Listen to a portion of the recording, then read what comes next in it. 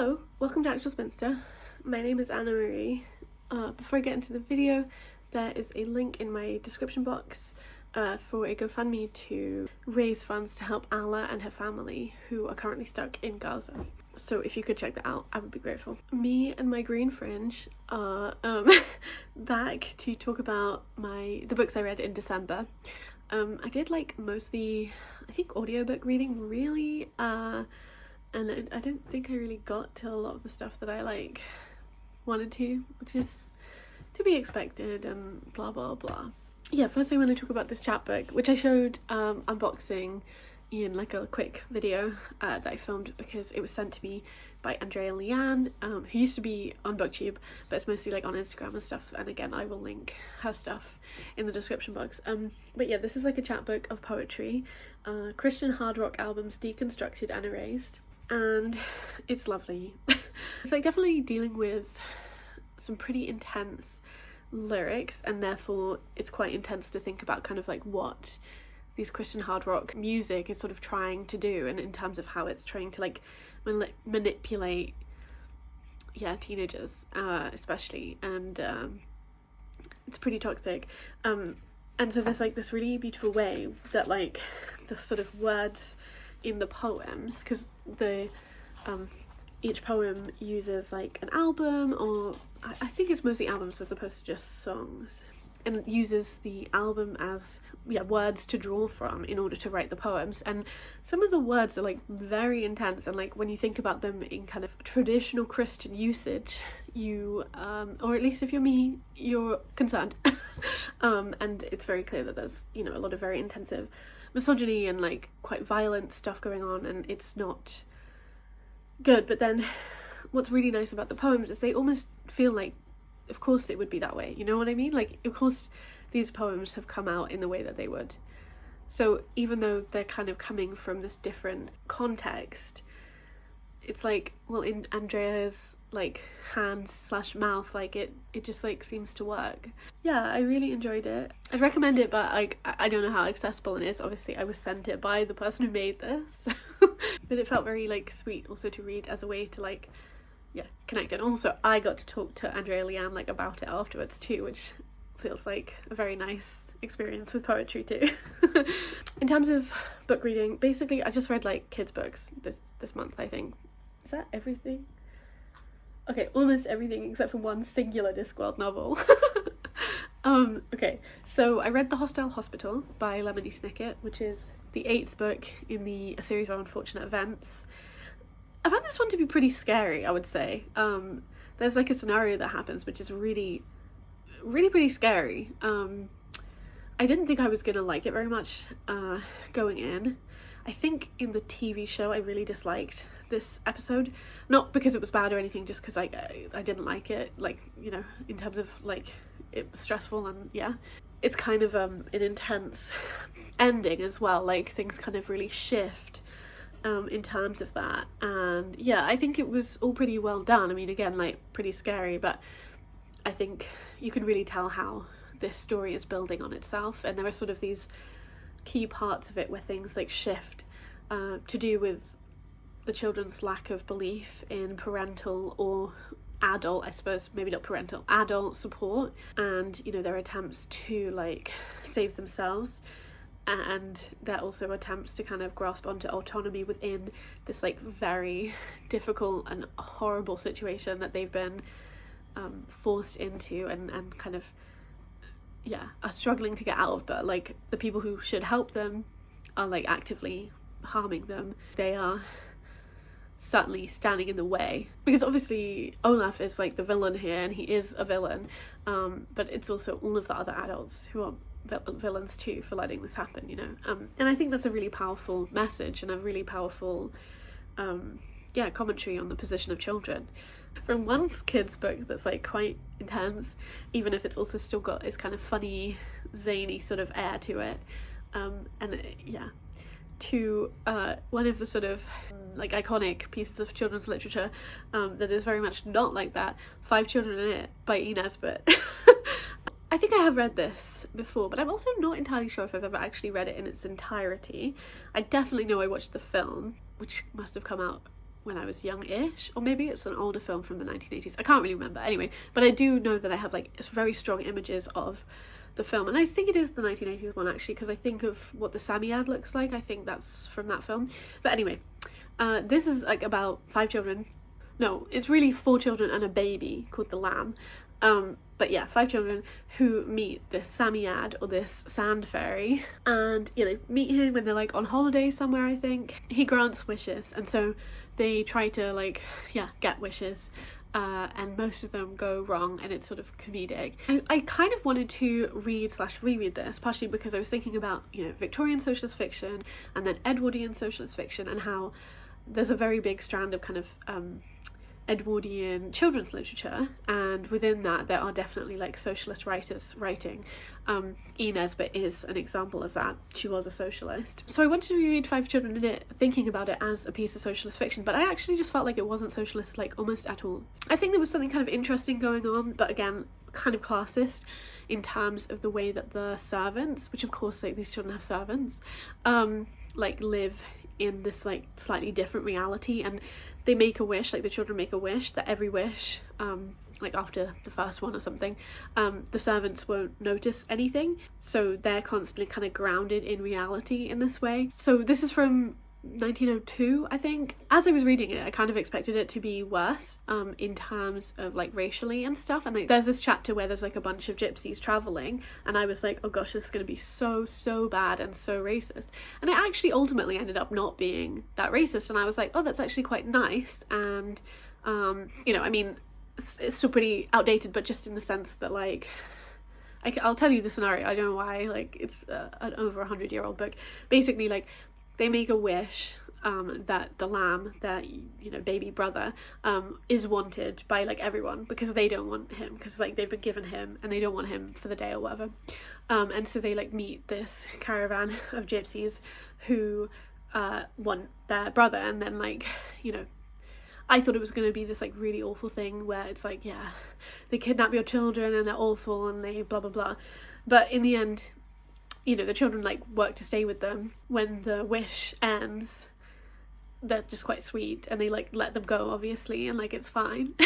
So in the end, it felt like it didn't feel like a super like degrading representation, obviously, but then like, yeah, so I was like, oh, that was surprisingly not as bad as I expected. And then in one of the final chapters, there's this really bad chapter about like Indigenous people. One of the boys, I think, makes a wish about like some Indigenous people being like there, or like it just, anyway, and it's just very racist. But yeah, I mean, interesting nonetheless. But also, yeah, I really just expected it to have an actually like socialist, like some kind of socialist. There's not even anything really about money or like sharing. Maybe a little bit about sharing, but mostly that's just through their sibling relationship, as opposed to like a sort of moral, which like the book overall is like moral based. I think it was published serially, if I'm not mistaken, and so was the other in the series. I don't know if the third one either, but anyway, I'll get to that when I get to it.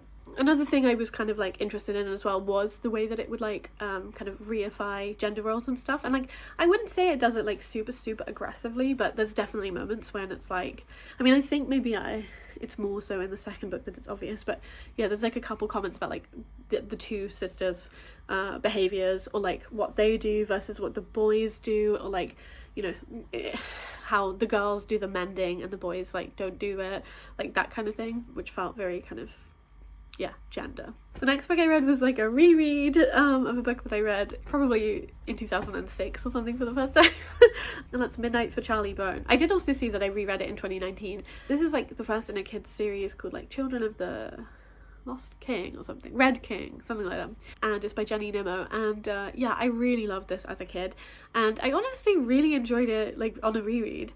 There's definitely some issues in this, especially there's this one character, I think he's called Lysander, and he's like black and African. Like the descriptions of him, I just think in this book, like he's constantly described as sort of like smiling really huge, and it's very like a sort of caricature-y representation, which doesn't feel great. He does get more character development as the series goes on, if I remember correctly, so that is good, but I think the sort of strange and like just weird descriptions that are like obviously racialized like continue on, which is a shame. I mean, these books are from the 2000s, so they're definitely sort of being published in a slightly different you know, landscape of publishing, but still, like, not great. So yeah, this is about Charlie Bone, who's in this family, and he like lives with his mum, and then like his grandma, like his mum's mum, and then also his dad's mum, and also his dad's mum's brother, so his like great uncle, who we love, but like honestly on a reread, like he's gay. He's like so obviously gay.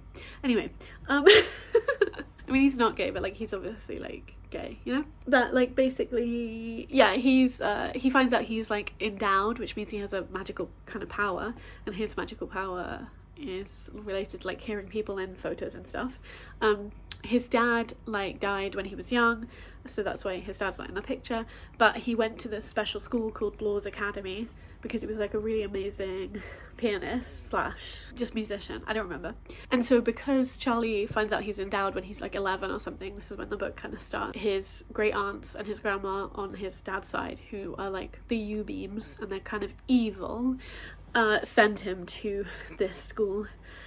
So yeah, he has to wear a blue cape because he's also in the music program, but the school also takes in like endowed children, so it takes in like really talented art, drama and music students, and then also has like endowed children there, and then they like just get put in one of those categories. Yeah, it's kind of like a mystery, like he's trying to figure out what's going on. There's a child who was like gone missing, and like they're trying to search for her. I really enjoyed it, but I also feel like I can't really have like a distanced experience with it because I do just really strongly remember it as a kid and then also now, and like yeah, I really enjoyed it then and I enjoyed it now. The only like non-kids book I read this month was Sorcery by Terry Pratchett, which is the 5th book in the Discworld series and the 3rd book in the like Wizards series, and I enjoyed it a lot actually. I enjoyed it probably the most of all the Wizard books I've read. Yeah, it was just really fun. Like honestly, I can't really remember like super distinctly anymore.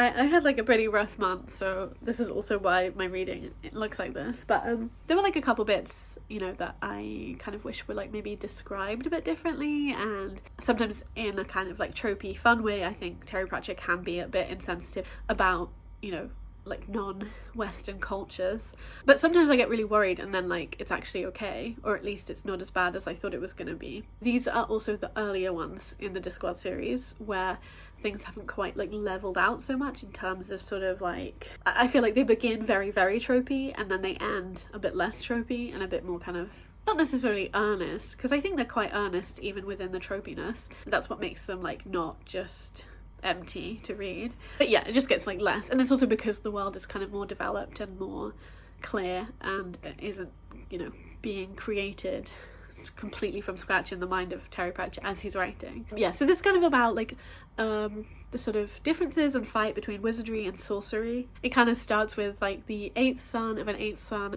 of an 8th son, I think, like being born but also dying, like the dad dying and the son living, and so that son is a sorcerer, like a very powerful sorcerer, and so that's sort of where we begin from. And then we also pick up Rincewind, who's like, you know, a coward, and he's kind of a shit wizard. In fact, he is a shit wizard, and he, yeah, anyway, so, and then there's like a cast of characters. It's a classic Discworld novel, and I'm doing a really bad job talking about it forever. So then I did return to Charlie Bone, and I read Charlie Bone and the Time Twister, which is the 2nd one in that series. I think I only read the first 4 or so when I was reading it as a kid, and part of me is like, maybe I will try to keep reading. I don't know, I've read so many kids books this year, like so many. Yeah, this one is focused on the Time Twister and like its role, which is basically this marble that can send people to different times, and a cousin of Charlie Bones gets sent to the time when Charlie Bone is alive, and the cousin is like from 100 years ago. Yeah, maybe slightly less than 100 years ago actually, because of when the book's probably set in like the early 2000s. And so it's kind of about that, and like Charlie's on the good side of this sort of like battle between endowed children that is going on, where it's like some of them are evil and some of them are good, and they're trying to like kind of win. Both sides are trying to win, but at least keep a balance and like blah blah blah. Yeah, there's this great character in it called Tancred, I think it's Tancred, who is like Stormy, like that's his endowment, and I love him. Yeah, and I love Lysander. Lysander's a bit more prominent in this one. When I was a kid, like I found these quite scary at points, and definitely I felt some of that fear. I think part of that is sort of this like ancient childhood fear, and because I was having a bad time, like, and being reminded of my childhood sometimes is not a good thing for me, but then like sometimes I still want, like, it sort of feels unfair that I can't just engage with like childhood stuff without it being like kind of negative for me. So yeah, I don't really know what I was saying there. I think it's really hard for me to have like any kind of distance understanding or like experience of these novels, but yeah. I didn't even say, but yeah, so Charlie wears a blue cape because he's in the music department, and then green capes are for art people and purple capes are for drama people. Could be the other way around, but I can't remember. As a kid, I just loved the idea of going to like a boarding school. It's like a weekly boarding school, so people go home in the weekend. But like, yeah, and wearing a cape and being like in the art section or like whatever. Anyway. Yeah, and then the last book I read this year was The Phoenix and the Carpet, which is the second book in the Five Children and It series by E. Nesbit. Again, I was just like interested because I don't think I'd ever read this one before. I could be incorrect, but I'm pretty sure. I know that this one was published serially, which I thought was interesting. As I was listening to it, I was kind of trying to figure out like if each chapter could really stand on its own, and like quite a few of them could. There's a couple kind of ones that just end and then kind of continue, but yeah, in general I felt like there's quite a lot of signposts in the story as well, which sort of help you. But like if you were just engaging with like one of the chapters and you hadn't read the previous. So this one is about the discovery, like the same children from earlier, although less of the lamb. The lamb's a bit less present in this because I think they're just like at home. But yeah, the same children discover a carpet and a phoenix. It's like a bit less kind of like every single wish goes wrong as like the Five Children and It original Psammead. But the Psammead, although he's not ever like on page, he is actually referenced quite a lot, and like the phoenix goes to the Psammead a couple times. But they do get into a fair amount of scrapes. They do try to do some good. Again, like, not, I wouldn't say this is very socialist. I am going to read, I think there's 3 in this series, and I am going to read the final one. I might read it soon, I'm not sure, because I'm just kind of like interested to see the end of it. I was also really concerned about the like racial content because of the carpet aspect, which of course is this like idea of like a magic flying carpet, and how like orientalist it was going to be. And there are some instances of that. I wouldn't say it's like massively terrible. I mean, again, it's all dated, but like it wasn't as bad as I thought it was going to be, which I guess, you know, it really depends on like your expectations going in, doesn't it? So maybe that's not a very useful thing to say. I thought it was quite measured, I guess, about like some stuff, but you know, always could have been better. It was very vivid when I think about it. I mean, I suppose it was the most recent book I read, but even so, I do feel like I'm really imagining and thinking of these like instances and events, and like, which I think is a testament to E. Nesbit's writing. Like, they do feel like a little bit didactic, but they don't feel like majorly. I think Five Children and It is definitely more didactic than this one too, but like, you know, even then it doesn't really feel like she's lecturing you, but she's also clearly slipping in a bunch of like sort of teaching lessons, teaching moments in terms of like children learning to play or care for each other, or apologize, or like when they should feel bad about doing something wrong, or like lying or not lying. In a way, she's sort of a bit free and easy with some of the things that maybe are considered like bad behavior for children, like lying, if it's in service of like the greater good, I guess. I don't know. I also did start reading Sky Papers whilst I was away. I got to page 108, so hopefully I will finish that pretty soon. I'm enjoying it so far. I think the fact that somebody recommended it to me on the back of how much I love Loat has meant that I'm just not enjoying it as much as I loved Loat, you know, which like is fair enough, you know, it's not Loat, and like I shouldn't really have expected that, I guess, but I just feel like because somebody has linked it so closely in my mind, it's a little bit hard not to think about it. And I think I will enjoy it a bit more as we get along. Like, we're sort of in the beginning stages still, 100 pages in. I mean, maybe that's not quite fair, but I am enjoying it, you know, like it's definitely feeling like punk, which is, you know, kind of theme or strand in my reading that I clearly like. Did I say what this was called? Sky Papers by Jamika Ajalon. Yeah, let me know if you read any of these, how your December reading was. I really hope you had a better time than I did. And yeah, I will talk to you when I next talk to you. Bye!